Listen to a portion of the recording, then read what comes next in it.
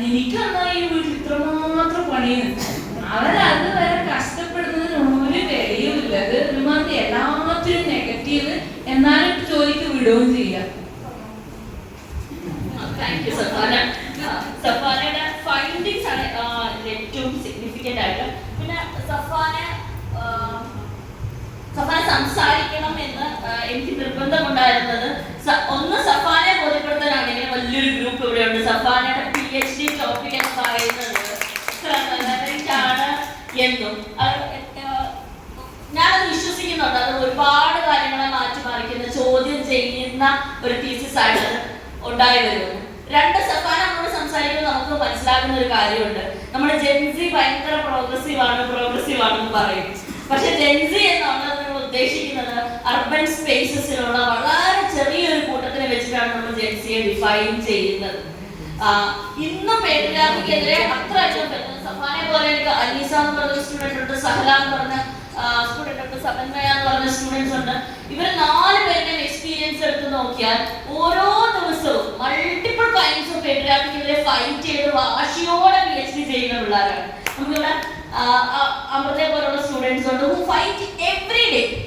നിഹ ഇവിടെ ഉണ്ട്, എല്ലാ ദിവസവും മൾട്ടിപ്പിൾ കൈൻഡ്സ് ഓഫ് പേട്രിയാർക്കിക്കെതിരെ ഫൈറ്റ് ചെയ്യും.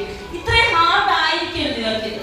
നമ്മളിതൊക്കെ ഫൈറ്റ് ചെയ്യുന്ന ഫൈറ്റാണ്. നമ്മുടെ മുമ്പേ ഉണ്ടായിരുന്ന ടീച്ചറൊക്കെ എത്ര വർഷങ്ങളായിട്ട് ഫൈറ്റ് ചെയ്തുകൊണ്ടിരിക്കുന്നത് നമുക്ക് കാണാൻ പറ്റും.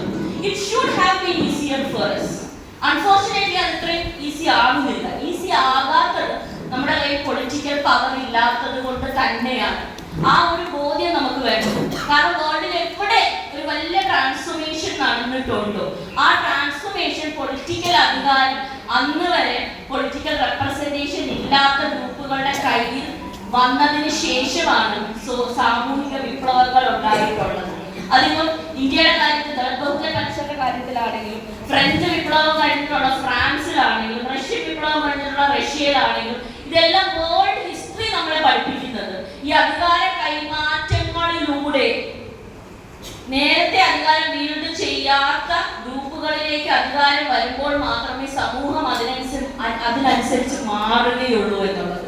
ഇന്ത്യയുടെ പഞ്ചായത്ത് രാജിന്റെ എക്സാമ്പിൾ നമ്മൾ എടുത്തു നോക്കിയാൽ, ന്യൂസിലാൻഡിലുള്ള കമ്മ്യൂണിറ്റി ഓർഗനൈസേഷൻസിന്റെ എക്സാമ്പിൾ നമ്മൾ എടുത്തു നോക്കിയാൽ, സ്വീഡന്റെയും ഫിൻലാൻഡിന്റെയും ഐസ്ലാൻഡിന്റെയും എക്സാമ്പിൾസ് എടുത്ത് നോക്കുകയാണെങ്കിൽ 3 കാര്യങ്ങൾ വിമൻ പാർട്ടിസിപ്പേഷൻ ഇൻ പൊളിറ്റിക്സ് കാരണം മാറിയിട്ടുണ്ട്. ഒന്ന്, ഇക്വാലിറ്റി എന്നുള്ള കാര്യം എല്ലാവരിലേക്കും പടർന്നു പിടിക്കുന്നത്, അത് എഡ്യൂക്കേഷൻ സിസ്റ്റത്തിന്റെ ഭാഗമായി മാറുന്ന രീതിയിലുള്ള വലിയ ചേഞ്ചസ് വന്ന് നമുക്ക് കാണാൻ പറ്റും.